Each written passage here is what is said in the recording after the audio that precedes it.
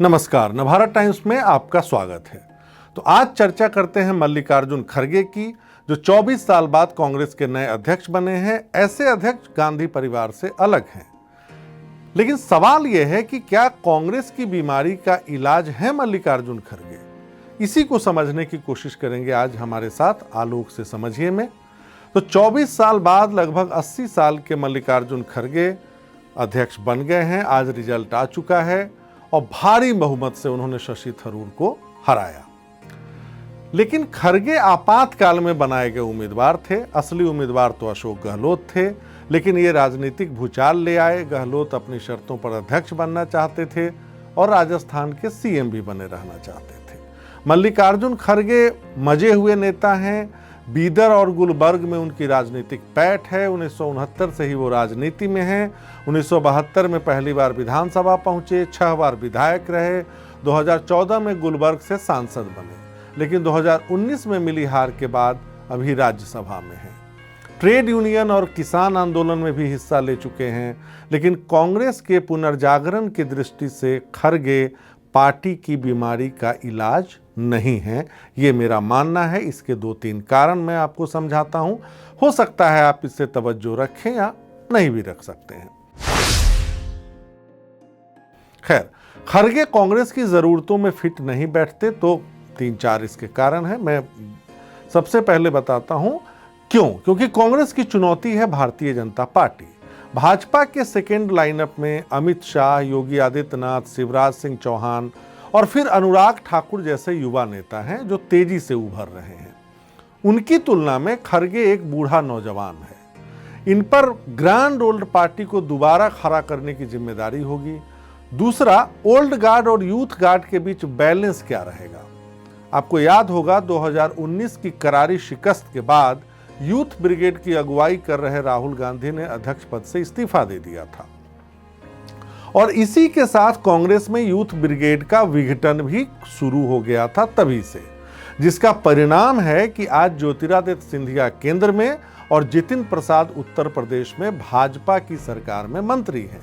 इसलिए कितना पसंद करेगा यूथ ब्रिगेड ये बताना मुश्किल है। तीसरा, जो नए वोटर्स हैं, जो खुद को किसी राजनीतिक विचारधारा से जोड़ना चाहते हैं, वो किस तरफ देखेंगे। अब एक 18 साल का नौजवान खड़गे को पसंद करेगा या अनुराग ठाकुर, अरविंद केजरीवाल, मनीष सिसोदिया को, यह बड़ा सवाल है। चौथा, कांग्रेस का सुपरा उत्तर प्रदेश में या उत्तर भारत में ज्यादा साफ हो रहा है। कांग्रेस अभी भी दक्षिण में उतने बुरे हाल में नहीं है जितना उत्तर में। अभी INSC वोटर्स के सर्वे को देखें तो भूपेश बघेल को छोड़कर राजस्थान में भी हालत खराब है। ऐसी हालत में यूपी, बिहार, MP, राजस्थान के बदले दक्षिण से अध्यक्ष चुनना रणनीतिक तौर पर ठीक नहीं है। हाँ, अगर बात होती शशि थरूर की और वो जीत गए होते तो शायद उनकी स्वीकार्यता खड़गे से बेहतर होती। वो राष्ट्रीय मुद्दों पर देश विदेश में जोरदार तरीके से राष्ट्रहित में अपनी बात रखते हैं, डिप्लोमेट से नेता बने हैं और एक यूथ आइकॉन है। उनको एक पढ़ा लिखा जो तबका है, यंग जनरेशन भी जो अभी 10th में है, 12th में है, जो 18 साल का होने वाला है, उनके वीडियोस देखता है यूट्यूब पे, उनको पसंद करता है। खैर, अब खड़गे की चुनौती उदयपुर घोषणा पत्र को लागू करने की है, जिस पर वो खुद ही खरा नहीं उतरते। कहेंगे कैसे? तो उस उदयपुर डिक्लेरेशन में कहा गया था कि पार्टी युवाओं को आगे बढ़ाएगी, इसका संकल्प लिया गया था। राहुल गांधी उदयपुर के बाद लगभग आश्वस्त थे कि अक्टूबर में जब अध्यक्ष कौन होगा ये तय होगा, तो चुनाव की प्रक्रिया जो है वो पहले से चल रही थी और अशोक गहलोत को लेकर वो आश्वस्त थे कि वो बन जाएंगे और बाकी चीजें फिर होंगी। लेकिन सचिन पायलट से डरे गहलोत ने 24 घंटे के भीतर ही आपने देखा हालात बदल दिए। अब देखना होगा कि शशि थरूर जैसे नेता किस तरह का रुख अपनाते हैं जब खड़गे जीत गए हैं। थरूर खुद बता चुके हैं कि वो जीते तो पार्टी बदलेगी, नहीं तो पुराने ढर्रे पर चलेगी। तो अब तो ये तो तय है कि उनकी नज़र में पुरानी ढर्रे पे चलेगी कांग्रेस। अब खड़गे की पहली प्राथमिकता होगी पार्टी में पहले से बने युवा नेताओं को टूटने से रोकें। उसके बाद ही खड़गे नए युवाओं को पार्टी से जोड़ने की सोच सकते हैं, क्योंकि वो खुद 80 साल के हैं।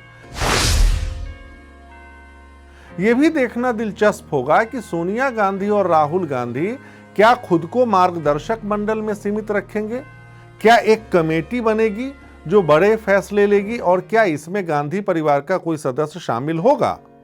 अगर हम 90 के दशक को देखें, जिसमें कहने के लिए पीवी नरसिंह राव पीएम थे और फिर सीताराम केसरी कांग्रेस के अध्यक्ष थे, तो क्या गांधी परिवार का दखल नहीं था? जवाब है पूरा था। इसलिए अभी यह कहना जल्दबाजी होगा कि खरगे पर गांधी परिवार का कोई असर नहीं होगा, क्योंकि राहुल गांधी अभी भारत जोड़ो यात्रा पर हैं और लौटने वाले हैं। उन्होंने एक संदेश देने की कोशिश जरूर की कि वो जमीन पर उतरने से हिचकेंगे नहीं, राहुल गांधी ने। लेकिन मेरा सवाल उनके रणनीतिकारों से है, जो लोग उनकी रणनीति बनाते हैं। जब सवाल हिमाचल और गुजरात में वापसी का है, तब किस तरह की जमीन का चयन किया गया? कन्याकुमारी से चलते हुए जो रूट तय किया है, उसे समझना मुश्किल है। अभी तो उनको हिमाचल गुजरात में घुसकर चैलेंज करना चाहिए था, लेकिन भाजपा को कोई चैलेंज करता हुआ दिखाई दे रहा है तो वो है अरविंद केजरीवाल या मनीष सिसोदिया, जो आम आदमी पार्टी के हैं। मैं तो दाद दूंगा सिसोदिया की, जो सीबीआई के सामने 8 घंटे की पूछताछ के बाद गुजरात प्रचार के लिए निकल जाते हैं। तो वो लड़ने का जो माइंडसेट है वो राहुल में मिसिंग दिखता है। राहुल गांधी जिस तरह विनोबा भावे जैसी बातें कर रहे हैं, उससे चुनावी राजनीति में जीत हासिल तो होती नहीं है। वैचारिक स्तर पर भी राहुल पर आरोप लग रहा है कि वो भारत की एकता को यानी यूनिटी को डिस्क्रेडिट कर रहे हैं, क्योंकि उनकी यात्रा का नाम है भारत जोड़ो यात्रा।